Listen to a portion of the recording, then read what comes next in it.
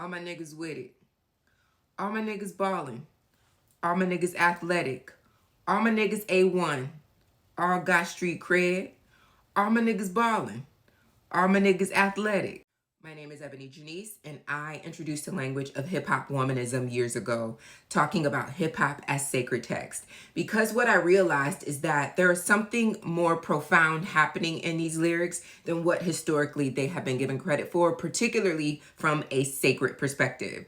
That why could Paul and Jay-Z be saying the exact same thing, but one be considered sacred text and the other be considered profane? And so I started to interrogate the ethical issue around excluding hip-hop from a conversation about what is sacred.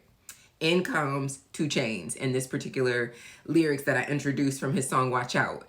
I remember the first time I heard this song, of course, just kind of dancing along to it because the beat is ridiculous. That dun, dun, dun, dun, dun, dun, dun. It's just, the music, it can almost distract you from what feels playful, but also what is really resonant. And that Chainz is basically talking about having like-minded friends.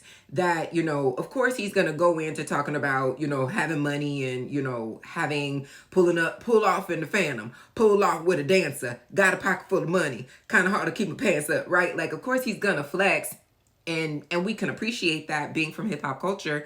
But he's also starting the entire song saying, all my niggas with it, all my niggas with me, that I have like-minded friends, that we are all doing well. We are all credible. We are all, walking in a similar direction. And this is sacred text. And to compare this, there is scripture. There's so much scripture that talks about being with like-minded friends, about, being able to touch and agree, about the fact that birds of a feather flock together, right? That this idea that when we come into community with each other, it is wisdom for us to be in community with people who are thinking about the things that we are also thinking about, who are talking about the things that we are talking about, who are healing through the things that we're healing through, because ain't nobody well until we all are well.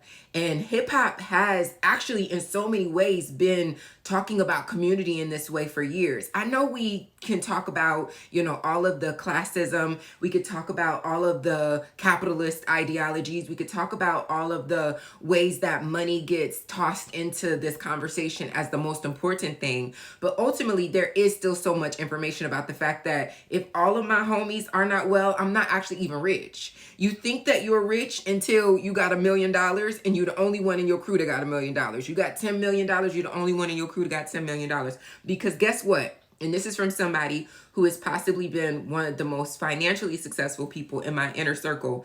You ain't wealthy if all the homies don't have the same resources, because now your resources as a communal being is also their resources. So shout out to Chainz and Watch Out. This is sacred text. I giggle when I talk about it because it always makes people think that I'm joking when I start talking about hip-hop as sacred text.